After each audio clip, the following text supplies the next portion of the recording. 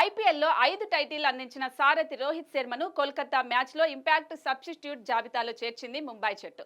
లక్ష్య ఛేదన సమయంలో బ్యాటింగ్కు వచ్చిన రోహిత్ ఒక్క సిక్స్ కొట్టి కుదురుకున్నట్లే కనిపించినా ఎక్కువసేపు నిలవలేదు. అయితే ఇప్పటి వరకు అన్ని మ్యాచ్ల్లోనూ మైదానంలోకి దిగిన అతడు కోల్కతాతో పోరులో రాకపోవడంతో రోహిత్కు ఏమైందనే అనుమానం అభిమానుల్లో కలిగింది. అసలే ఐపీఎల్ ముగిసిన తర్వాత టీ20 ప్రపంచ కప్ ఆడాల్సి ఉంది. దీంతో ముంబై సీనియర్ ఆటగాడు పీయూష్ చావ్లా మ్యాచ్ అనంతరం రోహిత్ ఇంపాక్ట్ పాత్ర గురించి కీలక వ్యాఖ్యలు చేశాడు.